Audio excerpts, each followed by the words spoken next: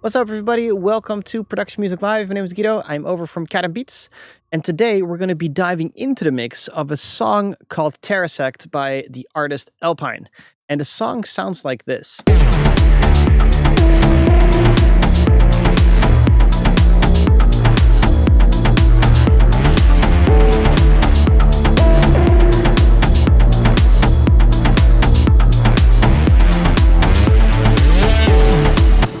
And what I want to talk about is time-based effects and how you can start adding time-based effects to your productions as well.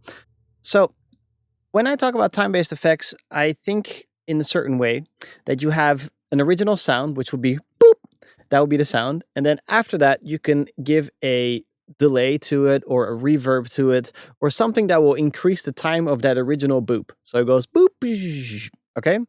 Now, what most people will do is they'll take a reverb and slap a reverb directly onto whatever sound it is, and then all of a sudden it goes poof, like that, which is cool. But why not start thinking beyond this and going, you can have one reverb that goes on, but what can you do to the reverb to go with the emotional intent of the song? So right now we have a dark song. What could you possibly do to a reverb to create more of a dark mood? So what you can do is you can start pitching it. You can start adding delays to it that pop over into different locations. You can stutter it. You can gate it with a weird stutter thing as well. You can overcompress it. You can saturate. You can do all kinds of weird things to make the delay move more. So check this out. What I did for this song is I automated a few delays. For instance, on this lead.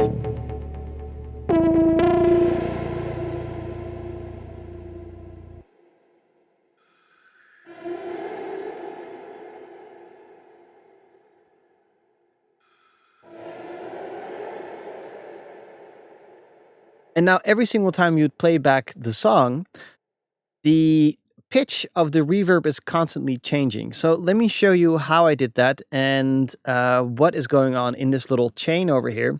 And you can, copy this chain if you want, if it fits your emotional intent of your song as well. It's quite an easy chain to understand. Now, this was still back in the day when you couldn't change the time modulation section over here, so I had to use an LFO tool. If you don't, you can also use this time, but I prefer working with this thing because you can really specifically set how many hertz you want, the depth of the pitch shifting that will happen, and also offset it so that it doesn't pitch shift too much. Let me show you what this does, okay? This is dry-ish.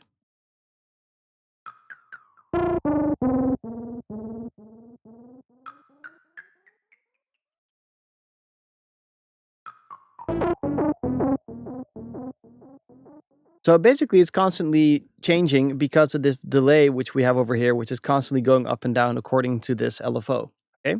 This LFO will only be available in Ableton 10 Suite or if you have Max for Live. Anyway, then I didn't want to go because it's a little bit weird. I want to push it back, and that's what you can do with reverb. So we're making a time-based delay signal now that is constantly changing, and now pushing it back with reverb.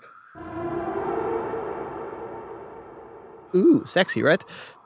Let's move on. There's a flanger in here only because the snare drum of this song reminded me of a high school movie I saw when I was in high school. And when you get that sound, but again, this is being shaped or LFO tool is added to it with a really slow rate, so it's constantly going that type of stuff. So every single time it hits, it's different. And we have a little bit of EQ that just does that. That's the cut the lows. Aphex Twin Vintage Exciter, which only makes the top end come up. Have a listen.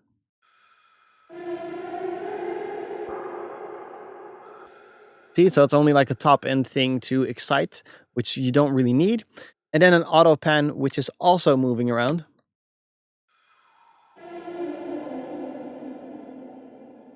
So then at the end of the day, this tiny little effect creates a dark and eerie room because of the constant pitch shift.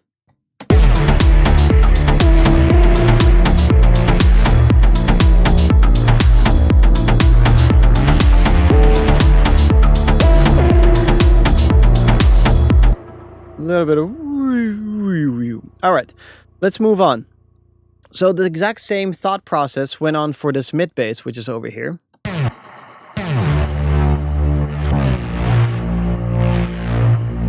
So that's already being, like, it's modulating inside of its own patch there. But then I was thinking, what can we do to modulate it a little bit more so that it's a little bit blah, blah, like that. So I was first thinking exactly the same way, is to say, first I need to create some type of reverb or room that it goes into so that it gets a more of an edgy, scarier vibe. And that's done with, like this.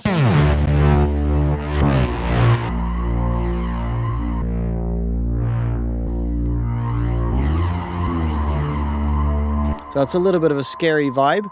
The way this is working is with Sound Toys, and they have this button called Recycle. If you push into that Recycle knob, you get this feedback loop, which is really, really cool. Because it's like this constant, which is kind of going with the track. I know I sound insane, but trust me on that. For the rest, it was a preset, but then I messed around with it. All right, so we have that. And we're basically getting the bass is like right there. And then on the side, that's where we're getting that scary room. Now I want my scary room to move around, again with pitch.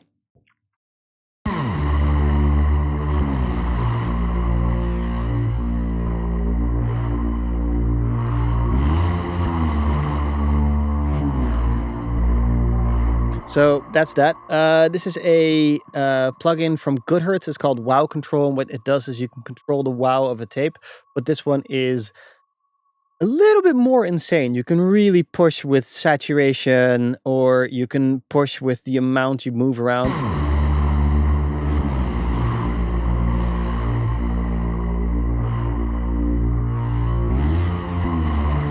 But now I'm making sure that the sides are starting to shake around a little bit, like this song is about to burst because it's so heavy. And a little bit of really ridiculous EQ.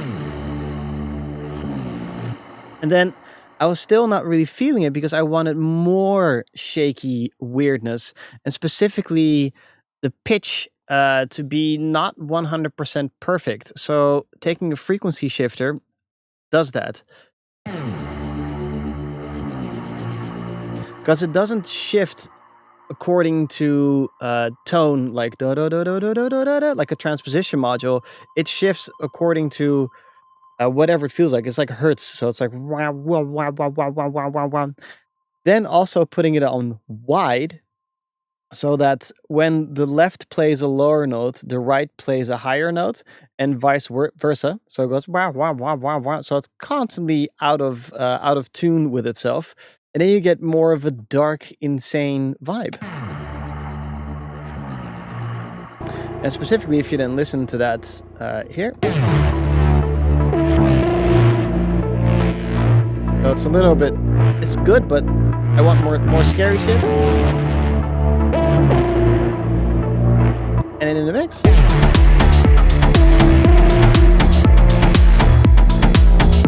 See, it's like now it's like not alive.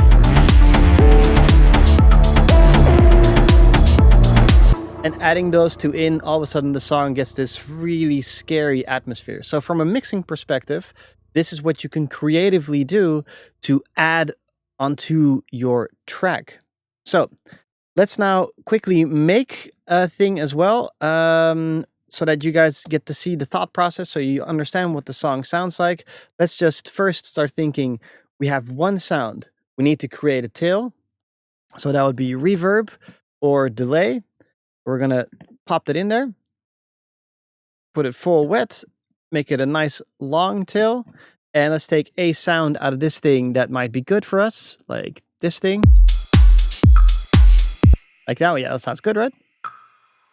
Okay. So we're going to take that and we're going to slam it into the reverb. Ooh.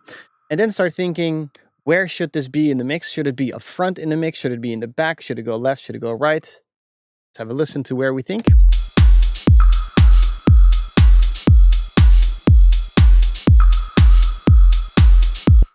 Well, I don't want it to go over the top, but so I'm going to put it over the top so I can start pushing it back. Let's start thinking with, for instance, the Boots and Cats. And I have a really cool one called a mid-side Boot and Cats.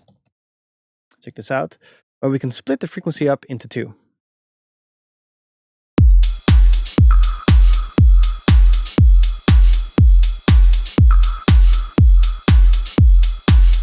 And we can also put different rates. So I'm going to make this rate faster, and then the side's going to go ta-ta-ta-ta-ta-ta, and the mid's going to go like that.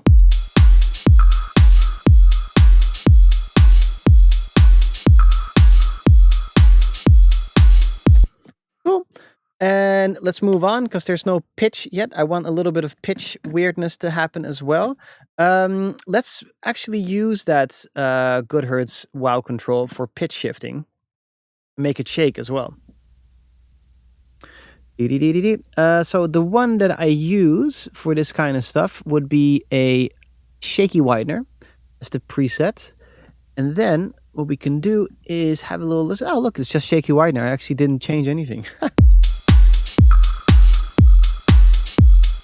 Let's make it really slow. Make the amount a little bit over the top, a little dramatic, a little bit slower. Perfect. And let's have a listen to that. And I think then we have...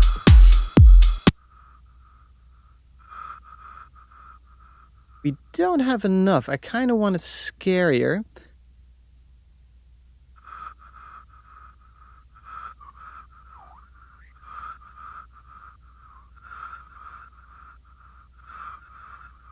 Perfect.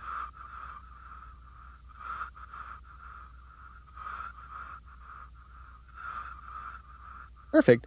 So now that we have like something a little bit eerie and out of the way, we can go a little bit more crazy, but I don't think I will put in more movement. Let's just frequency shift it with the width knob here and put it nice and down. I think then we're good.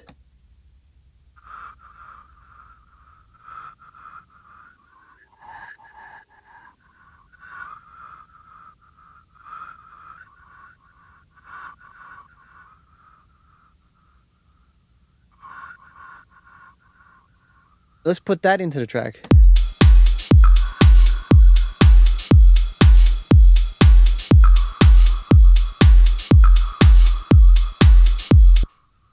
So I hope from this you can understand the fundamental of reverb tail or delay tail. Make it move somehow with flangers or with phasers or with pitch. Move it also rhythmically, for instance, with filters like from Sound Toys, the Filter Freak number 2. You can start filter freaking it like this with a rhythmic function.